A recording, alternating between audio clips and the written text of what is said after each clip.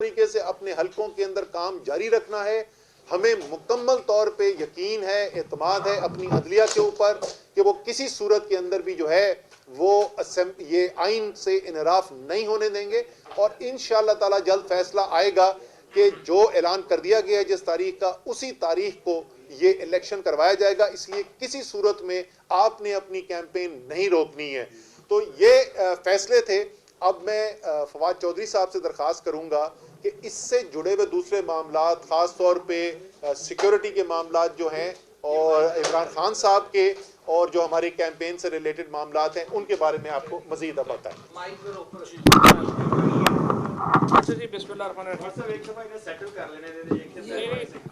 نہیں وہ سیٹلمنٹ ہو رہی ہے. تھوڑا یہ ہے کہ کمرہ چھوٹا ہے تو میری ریکویسٹ ہوگی کہ فون آتا ہے تو یا بات کر رہے ہوتے ہیں تو یہاں تک آواز جو ہے وہ آتی ہے.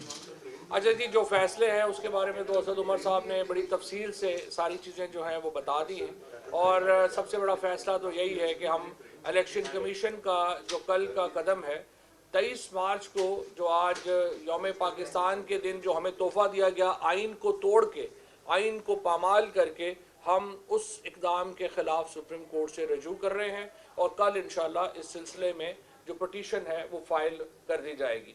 اس کے ساتھ ساتھ ہم نے جو فیصلہ کیا ہے کہ جو بارز ایسوسی ایشنز ہیں جنہوں نے رابطہ کیا ہے، آپس میں بھی ان کی کنسلٹیشن ہوئی ہے.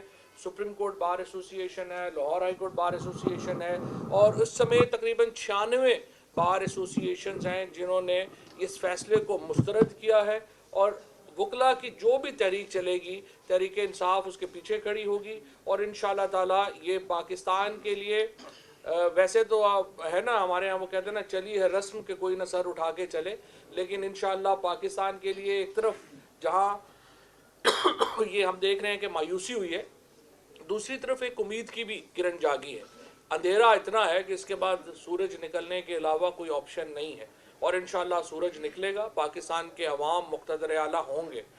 جس طریقے سے یہ معاملہ چلائے گئے ہیں اور جس طریقے سے ہم نے دیکھا ہے کہ سپریم کورٹ نے حکم دیا، اتنے لائق ماشاءاللہ وزیر قانون اور اٹارنی جنرل ہیں، انہوں نے باہر نکل کے کہا اندر 5 رکنی بینچ سماعت کر رہا ہے، باہر نکل کے انہوں نے کہا نہیں وہ 4-3 سے فیصلہ ہمارے حق میں ہو گیا.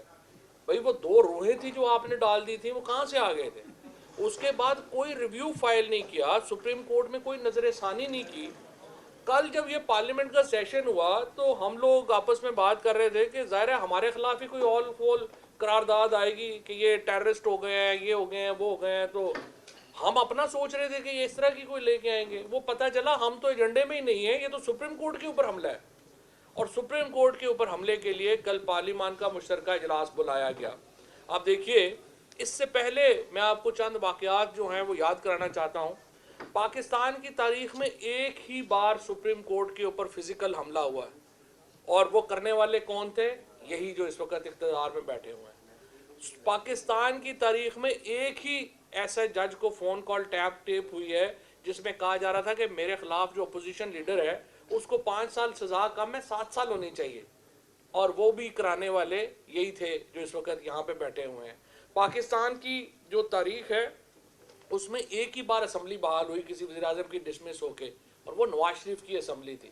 اسی طریقے سے آپ دیکھیں گے کہ پاکستان کی تاریخ میں ایک ہی بار ضمانت قبل اس گرفتاری جو ہے وہ گھر پہ بیٹھے ہوئے ملی تھی بغیر اپیئر ہوئے، اور وہ حمزہ شہباز کو ملی تھی اتوار کے دن جب نائب نے چھاپا مارا تھا. پاکستان کی تاریخ میں ایک ہی بار اسپیکر کی رولنگ کالعدم قرار ہوئی ہے جو قاسم سوری کی تھی، اور جس کے نتیجے میں یہ حکومت بنی ہوئی ہے.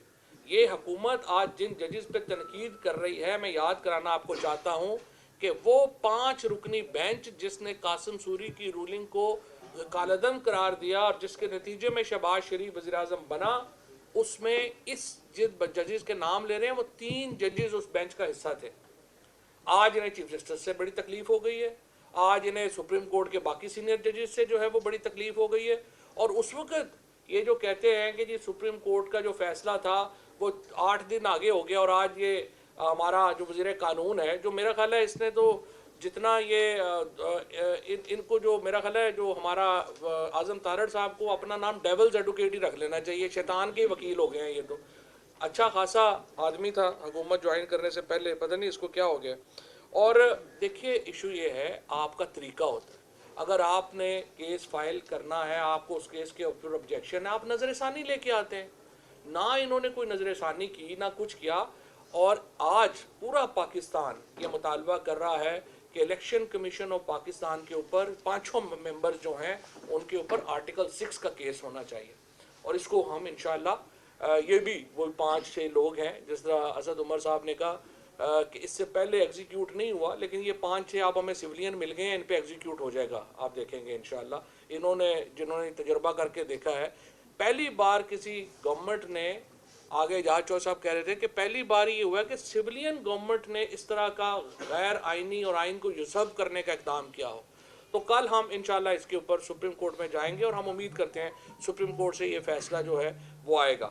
جلسہ ہمارا انشاءاللہ ہفتے کی رات کو, جو اب اس اقدام کے خلاف ایک ریفرنڈم ہوگا انشاءاللہ, وہ شروع ہوگا تراویح کے بعد, اور سحری تک جو ہے وہ جلسہ انشاءاللہ تعالی جاری و ساری رہے گا. اس کے ساتھ عمران خان نے کل جو گفتگو کی اور آپ کے سامنے رکھی, جس میں انہوں نے اپنی جان کو جو درپیش خدشات ہیں وہ آپ کے سامنے رکھے. اور عمران خان اس سے پہلے بھی آپ کو پتہ ہے, جب انہوں نے کہا تھا کہ میرے اوپر اسیسینیشن اٹیمپٹ ہوگی, قاتلانہ حملہ ہوگا, اور اس کا الزام ایک مذہبی جو شدت پسند ہے اس کے اوپر لگا دیا جائے گا. عمران خان نے اپنے جلسوں میں یہ بات پریڈکٹ کی تھی اور وہی ہوا.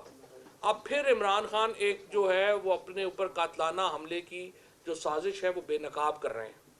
آج مجھے پتہ چلا ہے کہ جو پنجاب گورنمنٹ ہے اس نے ایک JIT کانسٹیٹیوٹ کی ہے عمران خان کے ان معاملات کو دیکھنے کے لیے. میں یہ سمجھتا ہوں یہ ایک خوش آئند ڈیولپمنٹ ہے, اور اگر پنجاب حکومت اس کا نوٹس لیتی ہے اور ایک سیریس اس کے اندر ہمارے ساتھ شیئر کرتے ہیں, ہم اپنے خدشات جو ہیں وہ اس JIT کے ساتھ شیئر کریں گے. ہمیں امید ہے کہ ایک انڈیپینڈنٹ جو ہے وہ بنے گی, اور جو یہ سارا معاملہ جو ہے وہ آگے لے کے اس کو آگے بڑھیں گے انشاءاللہ تعالی.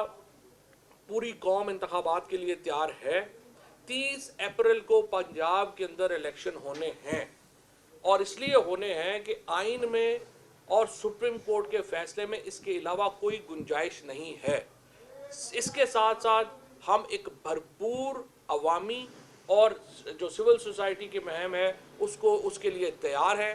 پاکستان کے آئین کی حفاظت 2 قوتوں نے کرنی ہے, پاکستان کی سپریم کورٹ نے اور اس کے ساتھ پاکستان کے عوام نے. آج پوری قوم پاکستان کی سپریم کورٹ کے پیچھے کھڑی ہے.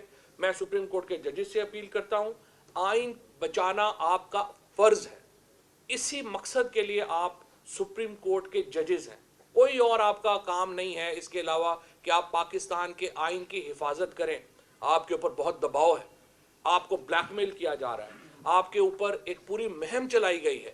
اس وقت ہمیں پتہ ہے جس طریقے سے ججز کو بلیک میل کیا جا رہا ہے, جس طریقے سے ججز کے اوپر دباؤ ڈالا جا رہا ہے, لیکن مجھے پوری امید ہے پاکستان کی سپریم کورٹ کے جج آج تاریخ کے سامنے سرخرو ہوں گے, اور وہ پاکستان کے آئین کی حفاظت کریں گے پاکستان کے عوام سے مل کے.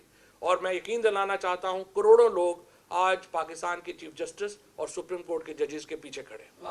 پورے ملک میں الیکشن ہوتے ہیں تو اس کے لیے آپ بھی کچھ لچک دکھانے کو تیار ہے. دوسری طرف جو مذاکرات کے حوالے سے بھی بات ہو رہی تھی اس کے حوالے سے اب کیا آپ کا سٹانس ہے؟ اور آپ نے عمران خان کی سیکیورٹی کی بات کی, زمان پارک کی باہر جو ہے اس وقت جو حالات ہیں کہ کارکنی سیکیورٹی کا انجام دے رہے ہیں, وہ بھی ڈنڈے وغیرہ پکڑ کے, کوئی ایسی چیز نہیں ہے سیکیورٹی کی کہ کوئی تیسرا فریق اس میں سے فائدہ اٹھا لے, اس حوالے سے بھی کیا اقدامات آپ کر رہے ہیں؟ دیکھیں پہلی بات تو یہ ہے کہ اس دن اسد عمر صاحب نے اور میں نے یہ بات کہی تھی کہ جب مذاکرات کی بات ہو ہم تو تیار ہیں.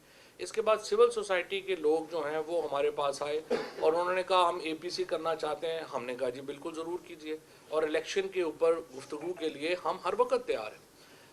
ہم اب بھی تیار ہیں, لیکن مسئلہ یہ ہے کہ یہ حکومت جو ہے یہ کچھ بھی کرنا چاہتی ہے, یہ الیکشن نہیں کرانا چاہتی. اور اگر آپ الیکشن نہیں کرانا چاہتے تو مجھے آپ بتائیے جمہوریت آئین پھر تو سارا ختم ہو گیا. جہاں تک سیکیورٹی کی بات ہے, یہ بات آپ کی بالکل صحیح ہے, ہمارے کارکنان ہی بنیادی سیکیورٹی دے رہے ہیں, لیکن جو پنجاب گورنمنٹ نے ہم سے SOP طے کیے تھے اس کے مطابق کچھ اس میں پیش رفت ہوئی ہے. مجھے امید ہے کہ وہ آگے بڑھے گی اور اس طرف چلے گی. لیکن ان دا مین ٹائم میں آپ کو یہ بتا دوں کہ ہم نے یہ جو کل ایک جو ہمارا کہ جو زمان پاک کے اوپر حملہ کیا تھا اس کا ہم نے پرچہ جو ہے وہ دے دیا, وہ کل صبح سیشن کورٹ میں اس کی ہمیں امید ہے کہ وہاں سے ملے گا. اور ضلع شاہ کے اوپر जो पर्चा है वो भी हम दे रहे हैं, उसके ऊपर भी चलेंगे। अभी जीआईटी बनाई गई है और कमीशन तश्कील दिया गया है, क्या इमरान खान खुद इस जीआईटी के सामने पेश होंगे अगर इन्वेस्टिगेशन के लिए आते हैं कि आपके पास, या जीआईटी को जमान पार कराना होगा इन्वेस्टिगेशन के लिए? दूसरा, आईजी इस्लामाबाद को तमगा शुजात दिया गया और सदर साहब ने उनको तमगा लगाया, जबकि इसके ऊपर तो इमरान खान साहब के बहुत तफसीलात हैं, उनको थ्रेट था उनसे। सर इस्लामाबाद के आईजी साहब को पता नहीं किन खिदमात के ऊपर तमगा दिया गया है। जो इस वक्त इस्लामाबाद में हो रहा है वो मैं आपको बता सकता हूँ कि बेगुनाह कारकुनों के घर पे छापे, जाके इमलाक का नुकसान, बच्चों के ऊपर तशद्दुद, किसी के वालिद को उठा के ले जाते हैं, किसी के घर के मुलाजमीन को उठा कर ले जाते हैं। इस वक्त सैकड़ों की तादाद के अंदर जो है वो गिरफ्तार करके उन्होंने हवालात में बंद किए हुए हैं। अगर इसको शुजात कहते हैं तो चलें, फिर शुजात का बनता होगा तमगा। हमारी जहन के अंदर शुजात जो है वो मुख्तलिफ चीज़ होती है। जहाँ तक आप बात कर रहे थे खान साहब की, देखें जो इंफॉर्मेशन है अगर वो वाकई में, पहली शर्त ज़ाहिर ये होगी उसूली तौर पे, जिस तरह फवाद ने कहा, ये खुशाइन बात है कि जिम्मेदारी बनती सूबाई हुकूमत की, ये कोई तहरीक इंसाफ के वर्कर्स की जिम्मेदारी तो नहीं है सिक्योरिटी फराहम करना। तो अगर वो इस जिम्मेदारी को अब पहली दफ़ा इसका एहसास उनको हो रहा है और उसके अंदर वो इन्वेस्टिगेशन करना चाहते हैं, पूरी हम उनको मदद फराहम करेंगे। लेकिन ये ज़ाहिर है उसके अंदर ज़रूरी होगा कि वो जो कमेटी बने, वो कमेटी बने ऐसे लोगों की जिसके ऊपर लोगों को यकीन हो कि वाकई में ये हकीकी तौर पे तहकीकात के लिए बनाई गई है और ये उल्टे इल्ज़ाम लगाने के लिए नहीं बनाई गई है। जिस तरीके से इस्लामाबाद के अंदर हो रहा है, आपको मैं बताऊं, एक बंदे का ज़बरदस्ती पहले वीडियो बना दिया कि ये सारा कुछ जो है ना पुलिस के ऊपर तशद्दुद असद उमर के कहने पे हुआ था, मैं माफ़ी मांगता हूं। वो पकड़ लिया, पता चला कि जी ओशानी शाह उनका जो डिप्टी मेयर है मुस्लिम लीग नून का, उसका बड़ा करीबी बंदा था।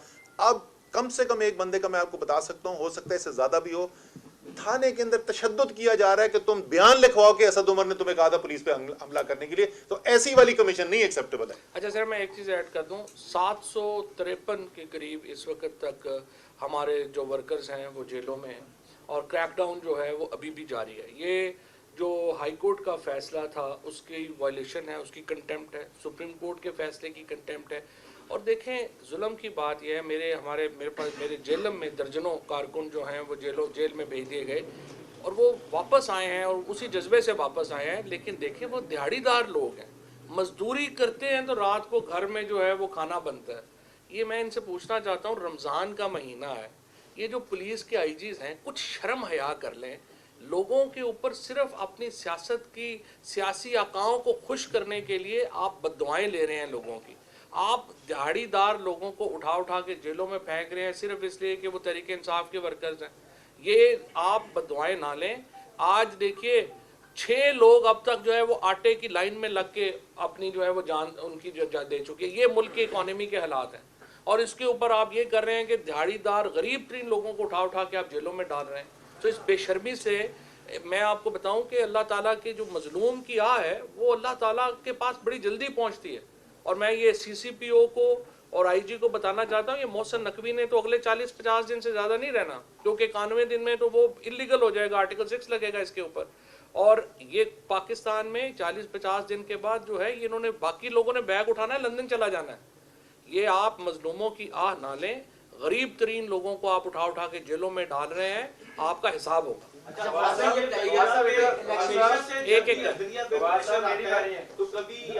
एक मिनट मियां साहब, आपने 30 अप्रैल की बात की। 30 अप्रैल को अगर इलेक्शन नहीं होते तो ये जो कैबिनेट है, ये जो निगरान वजीर आले हैं, इनका क्या लीगल स्टेटस होगा, नंबर 1। और नंबर 2, इसके बाद गवर्नमेंट अगर ये आगे लेके जाते हैं तो 90 दिन के बाद गवर्नमेंट कैसे चलेगी? और दूसरा, आपके दोस्त हैं जावेद चौधरी साहब, उनको भी तमगा मिल गया, शायद बाजवा साहब से उन्होंने गपशप की है।